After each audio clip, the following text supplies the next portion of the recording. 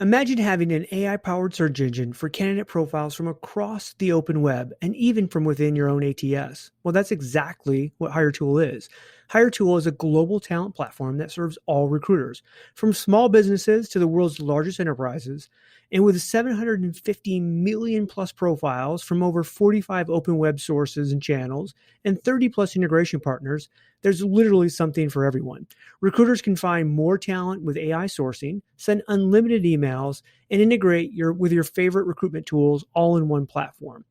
If you're spending hours looking for qualified candidates, underrepresented talent, and updated contact information, then HireTool is probably what you need for your toolkit. HireTool is a platform that helps great recruiters accomplish more every single day. Check them out at HireTool.com.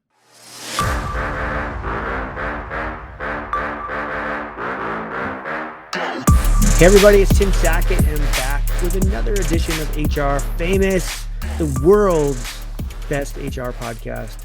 I think there probably is a ranking somewhere, but not an official ranking. But I think it's the best.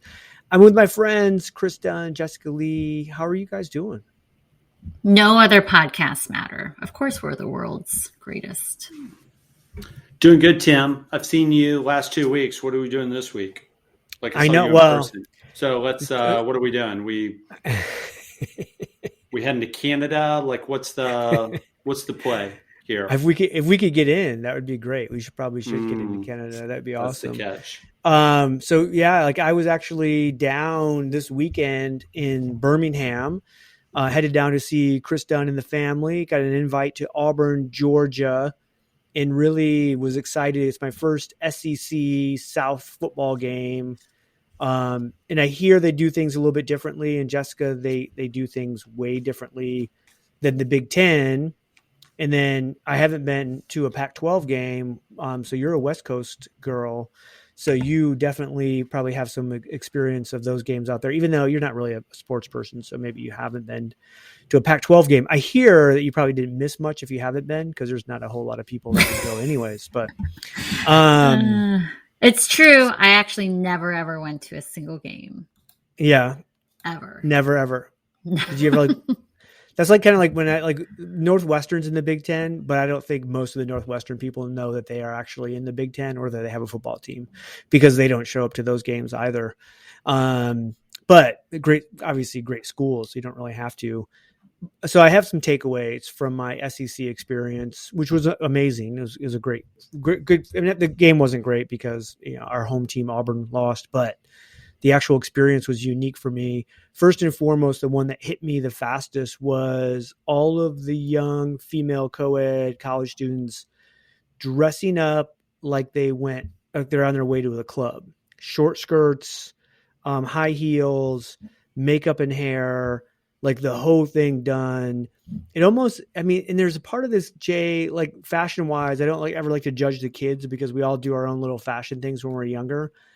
There was a little bit of this to me that screamed like high school homecoming a little, because that's kind of what it looked like a little bit, like, because it's a weird dynamic when you see like high school kids dress up for homecoming, they look a little awkward, like it's out of place. I can't. And for me, this looked out of place. Like everyone's we're going to get the pom poms and bands and tailgating. We're going to the football game. And then you have all these ladies dressed up like they're going to the club, waiting to get into a football game. And I'm like, there's no way that's comfortable.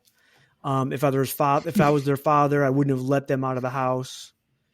And then like KD, like his family are all just kind of like, what? Like, this is just what's wrong? This is completely normal that we force these young ladies to dress up like they're getting ready to go to homecoming. You know what I wonder though? Are they going if that's what they wear to the football game? What are they wearing to the club? Like, what happens? I think there's a different level of club wear then that they have to, because again, you can't stand out there for 8 hours in the sun and the heat and then just go to the club. Like you have to probably go back and change into something. I don't know what it is though. Here's the difference. The difference being in Big Ten, if it's warm, girls will wear shorts. Still, many of them will wear like the yoga, like Lululemon, stretch pants, whatever, and halter tops, little t-shirts, whatever. They do not dress up. Not one of them dresses up like a girl from the SEC. I can tell you that right now. I've never seen at a Michigan State game, Big Ten game, some girl coming in a mini skirt and high heels going to the football game. It would not happen. Also, they're women, by the way. They are of age. Women. Okay, they're girls to me because they're the same age as my kids, right? So yes. I know they're women. I know they're young ladies, whatever you want to call them. Like, to me, they're still girls. Like, here's another thing too, Jessica. And by the way, I hold a little bit of I don't say a grudge, probably a little bit of anger towards KD for doing this to me, which is when I'm a guest of somebody. So like KD invites me down. Actually, I probably invited myself down to the Atlanta Hawks game. And I went, hey, I got to get an Atlanta Hawks shirt. We're going to the game. I'm all in.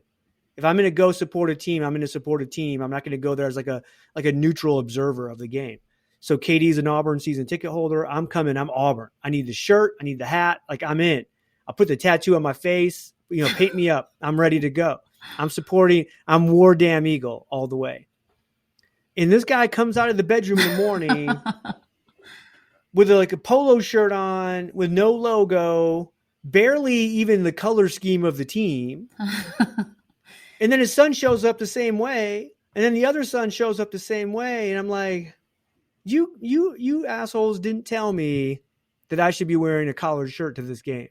How do you know they didn't have their chests painted? I mean, maybe they're just waiting for the big reveal and they'd be like, damn, look at us. They didn't. And then, KD, I mean, again, they're so kind. I mean, that's the other thing down south is everyone's so like gentlemanly and they all have these great civility down south. He took me to like 4 different places to find a t-shirt that I liked. And then never said a thing. And I'm wearing a t-shirt and I get to the game and I think I'm the only guy in a t-shirt in the entire stadium. Everybody else has a collared shirt. I was a tourist. They knew right away. They're like, not really an Auburn fan. Yankee. They're like, here's a Yankee. Yes. It was a profiling. They used t-shirts for profiling Yankees. That's exactly what it was. KD, you're on mute, by the way. KD, we're on a podcast and you're on mute. So it was a long intro. So I was like, would you fall asleep? I did. I did eat a snack. Like why that was going down. Anyway, JLee. So now that I'm in, so we go to eat that night, and Tim had already told me this is all polos. How dare you? Yeah. And I would have bought him a polo, but I didn't. I bought him a t-shirt. But you didn't you didn't advise me as a great friend. You didn't advise me to say, hey, dude, no one wears t-shirts. Also, but Tim, you're complaining about a gift he bought you. Did I just hear Chris bought it for you? You're complaining about something he bought you. Exactly. That's the friendship we have. That's a friendship. JLee, I bought him a dad hat for Auburn as well. I was like, you sure you want that hat? And he's like, yeah. I'm in. So amazing. we go to eat that night. We go to a pizza place. We go to eat that night. We see my son, who's a junior at Auburn, before we head back. And Tim, there's a wait. So we're out on this just patio, and he opens the door, and lo and behold, there's another Auburn fan who has the exact same t-shirt that he has on, and he holds the door for her. I don't think there was a walker. 70-year-old there was a woman. walker. But it could have been 70-year-old white woman. Yeah, she was 75 years old, and he didn't miss a beat. He's like, "Hey, I got your t-shirt." I just looked at her. I go, "Amazing t-shirt." And she's like, "Thank you." She was so old she didn't even recognize that we had the same shirt on. I think what's super interesting for me, JLee, on this story is that it's different. Get that. It's a Southern thing. There's a lot of things embedded in that. I love the fact that the Tim goes awkward prom, on all these girls. That's so funny. Because not that they were judging you, Tim. Oh, they were. In your New Balance shoes. My dad gear. In your dad gear. By the way, I didn't have New Balance shoes on. They'd be like, "Hey, Schlep Rock, whatever you think." Yeah. Anyway. Also, Jay, here's another one. Both now, this Angela, Chris's wife, her and I both noticed this, and this would tend to be the girls that came from Georgia and this has to be an Atlanta or Athens fashion thing, was like pleather mini skirts. There was in pleather shorts. It wasn't real leather, it was pleather, you could tell. But there were so many of them had this, and we were just kind of looking at each other like that can't be. Now we already had a level of discomfort with the mini skirt and the blouse and high heels. The pleather adds. No. Yeah, the pleather just adds to this. So we didn't. So she was funny because she didn't understand that one, and I was looking at the whole thing, going, "This is a complete shit show across the board." Tim, two other things other than dress. What else was different? Yeah. What about tailgating or like the food beverage consumption? So tailgating, Chris's family doesn't tailgate, so we didn't do tailgating. But like, you can still definitely get the feel. You can definitely get the feel of tailgating, which is tailgates themselves. Like someone's individual tailgate that's set up is pretty much the same everywhere. TV, tents, coolers, barbecues, good food, blah, blah, blah. Everyone will do their own thing. But it was way spread out. Like they would have like just somebody's tailgate sitting in front of the engineering building on a piece of lawn. At Michigan State, or a lot of the Big Ten stadiums, the stadiums have like massive parking lots around the stadium, and everybody tailgates in the stadiums. So you literally have thousands of tailgates all in like one area or one general area. And it's like a giant party. Now, again, I know there's some schools in the Southwest or Southeast Conference that probably have some of that as well. Auburn, though, their stadium kind of sits in the middle of the campus, right, Katie? Or I mean, sure. Yep, and so sure. So you don't have those giant parking lots just everywhere. So people are kind of walking in from other places. So the tailgating is kind of spread out. Here's what I'll say, and I told the guys in my office this: the consumption of alcohol is at least 50% less in the Southeast than it is in the Big Ten. On the way to a Big Ten game, you have to walk around overly drunk people at it pretty much constantly. People being helped, people getting sick, people passed out. This is on the way into the game. And there, I didn't see one person that I would say, that person's drunk. Like I didn't see one as we were walking in. Now there was people drinking, and some probably drinking heavily, but nobody that was over the top. And then I go back, well, they're dressed up like they're going to prom. I mean, why? You can't get too drunk. Like you haven't made prom yet. Like you haven't gone to the game. The other piece of it is, Katie, the other second thing I would say is the Southeast fans, which again, I only have one game to go on, and that was Auburn. So maybe it's just the Auburn fan base. But I mean, there's a lot of Georgia fans there too. They get to the game way earlier than Big Ten fans. Like we got there probably 25, 30 minutes before game time, Katie? Right. 40 minutes? Yep. Because there's a bunch of stuff I wanted to see that happens pregame. And that stadium was 80% full, if not more. And with like 1 minute to go before kickoff at a Big Ten game, the stadium's half full because people are still drinking before they can walk in. And then people are filing in through like the first quarter. So that was a big difference there too. And the fans, by the way, another one was the male yeller cheerleader. Like they give a male cheerleader like the microphone in the middle of the field, and he goes through and leads like these Russian military chants, that the crowd, everyone in the crowd has to say. And it's very uniform, and they all know what they have to say and what to do. That was pretty intense. So yeah, it's definitely a different different fan experience on the football side. I mean, again, I enjoyed it. I thought it was awesome. The girl thing, like I really want to talk. I want to start like a dad's group down in like Alabama, Louisiana. You're gonna save Texas. Them. You're gonna save them. This is awesome. I think I need to go down there and start talking to these dads. Like, I don't know what they're I don't know if like their entire thing is like, hey, how do we get our girls married off fastest? And like so they have to put them out there like on display because it is not.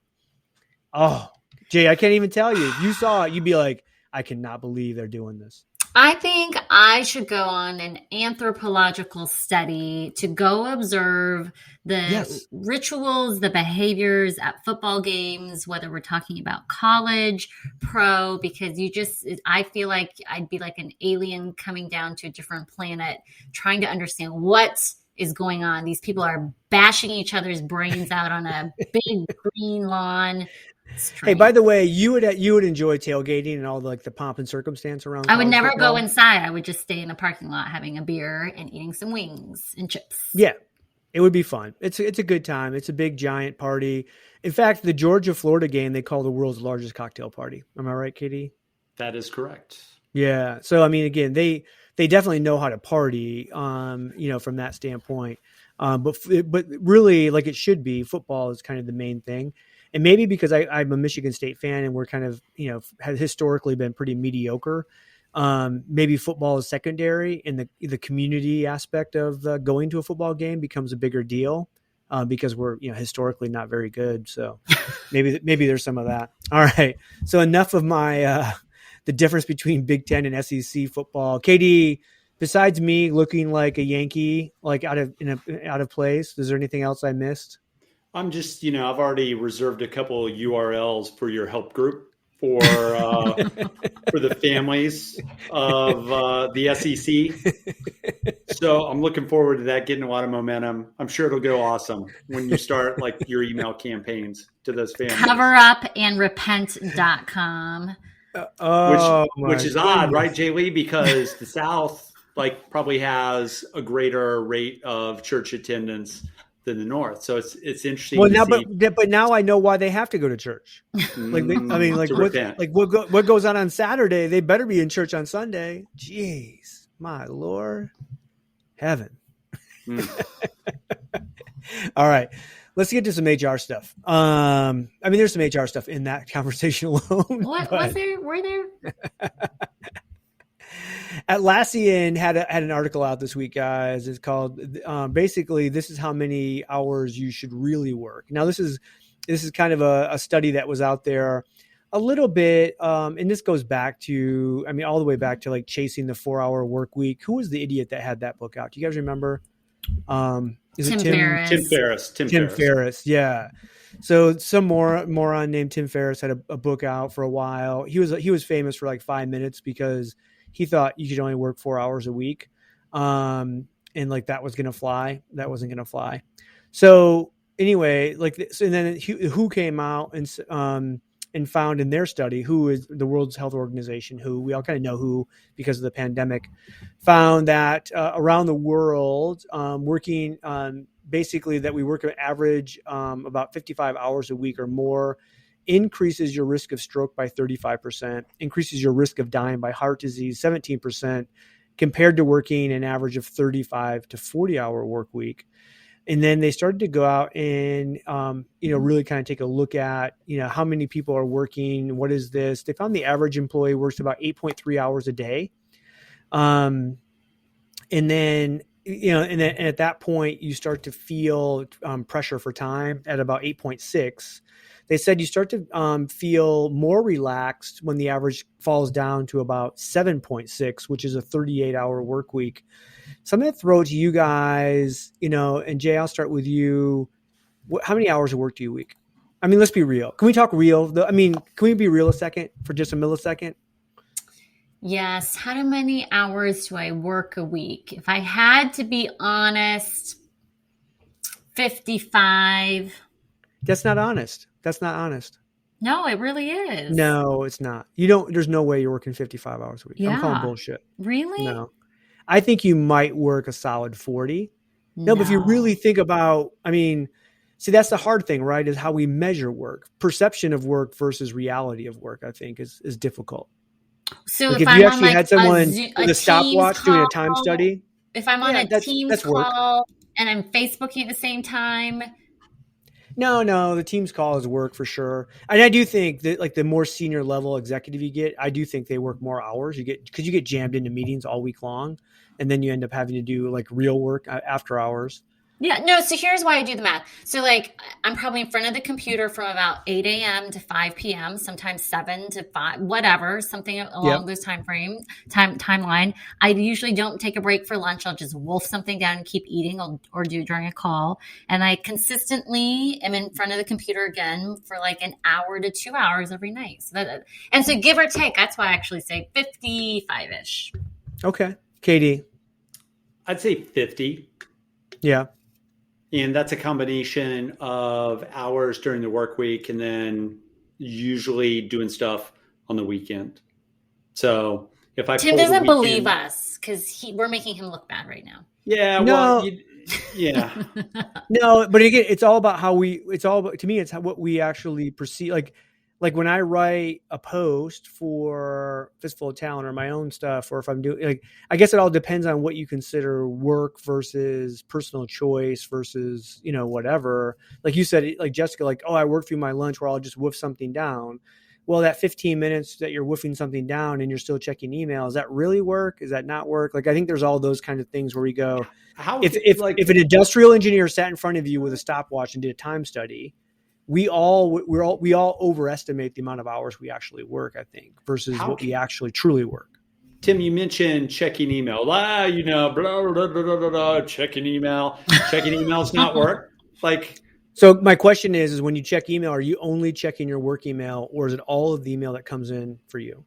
Have you ever wondered what really makes a generation tick? Who gets to pick the name? And why the slang keeps changing? Don't worry. I can help. My name's Dr. Megan Grace. On #GenZ, I share the voices and experiences of Generation Z, how they're different from other generations, what moves them, and why they do what they do. In each episode, we go beyond the buzzwords and the stereotypes to dive into real conversations and the insights that matter to making intergenerational collaboration a reality. You can catch #GenZ on the Work Defined Podcast Network and wherever you listen to podcasts. Why do I have a master, like, universal inbox? So, yeah, but during the day you're checking both, right? Yeah. Hey, so let me give you something back at you, Tim. So I'm probably not taking like advice from the World Health Organization on work. Like if they want to do something about like pandemic control, like and stuff like that, fine. But maybe I'm not taking my advice from the WHO on work. Hey, but here's another like factor, Tim. I don't know if this was included in the article. Is there anything in there that Jessica and I can work 50 to 55 hours a week on average?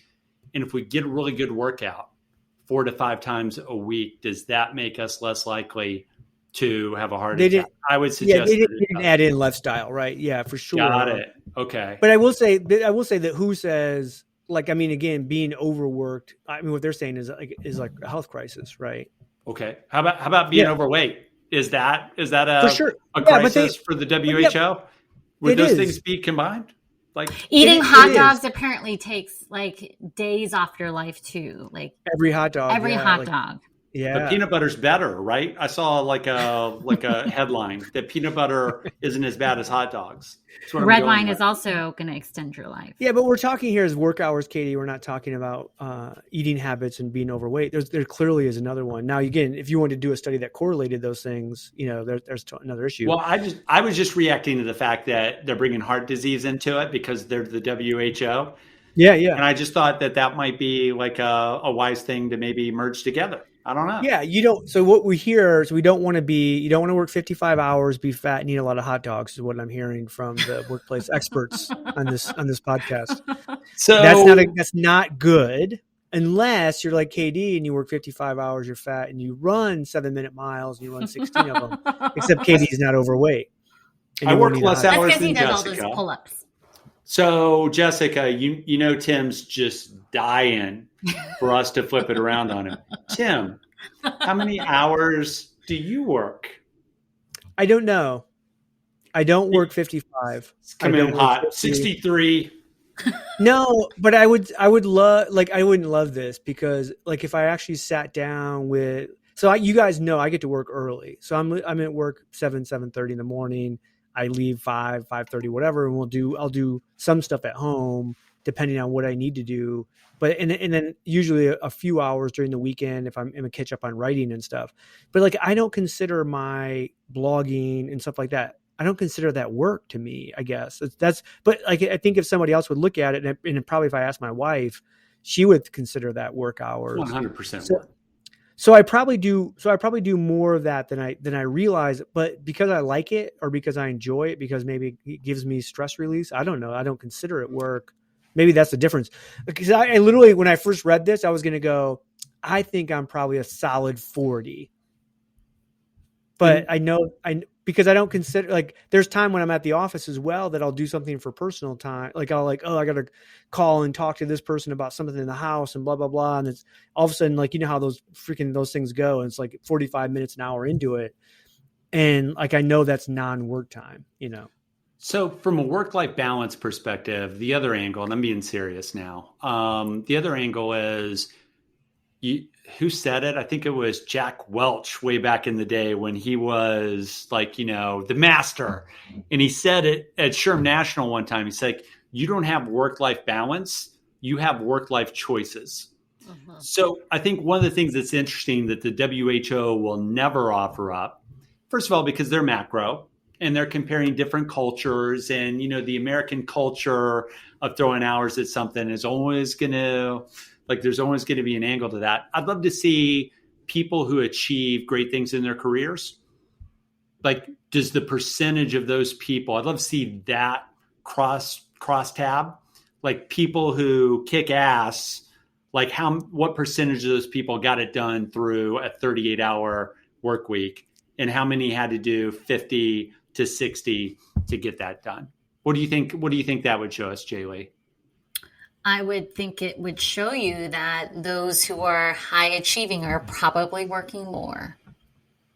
Period. That would you say, Jay, that those who are achieving work more? Higher achievers work more on average. Yeah, on average, yeah.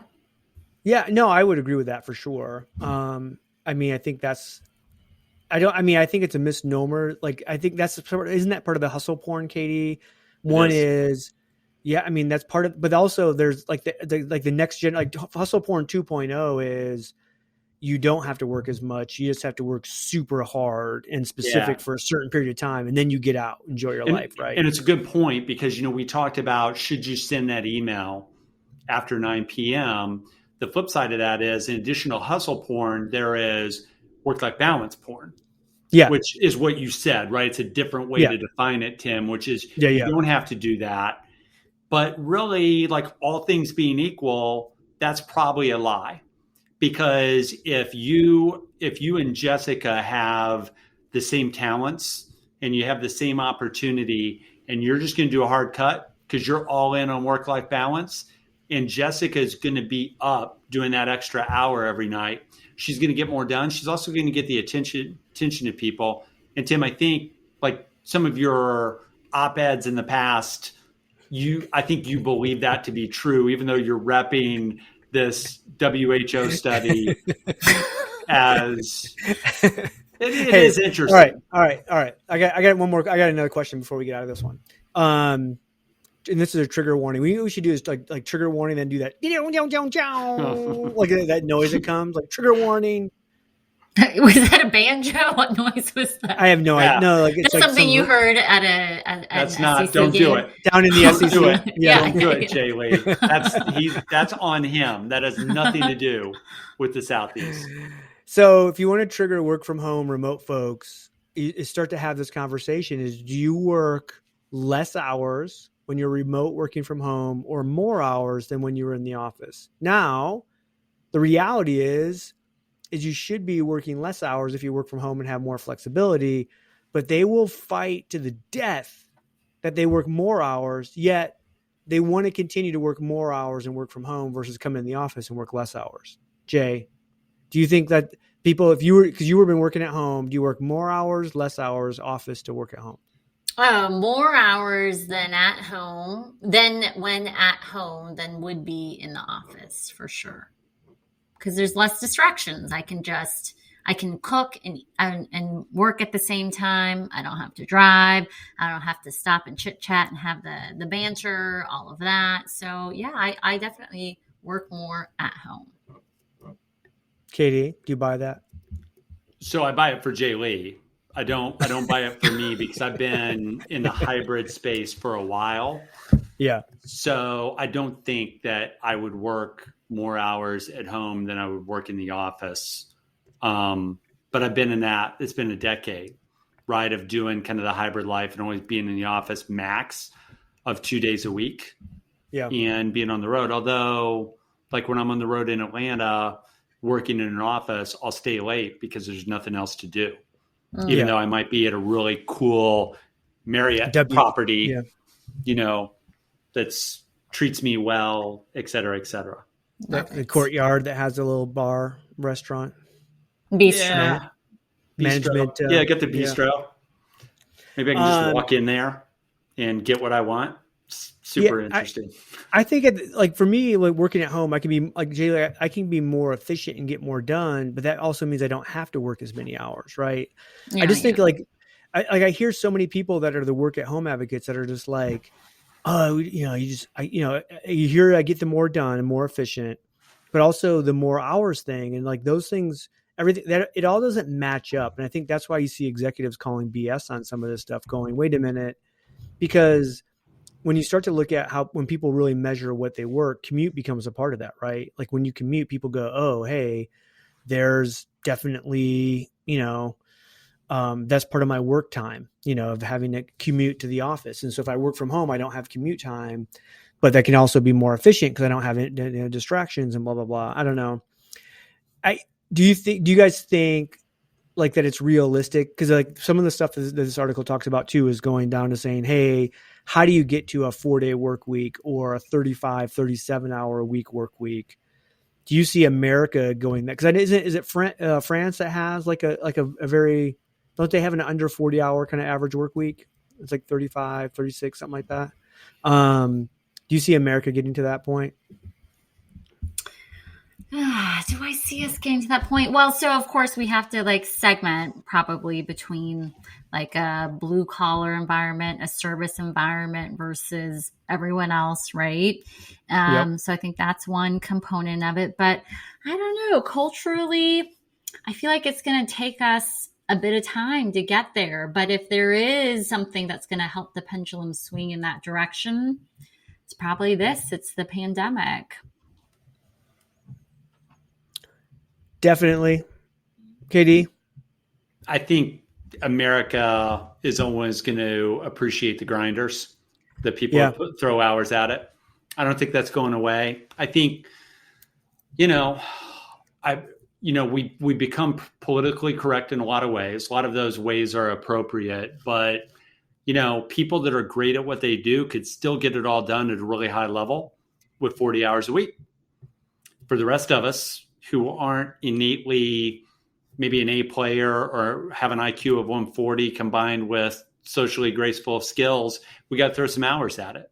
And I think that's the opportunity. I think what I don't want, Tim, is I never want to be impacted by all this stuff where people who want to throw hours at it feel like they can't throw hours at it.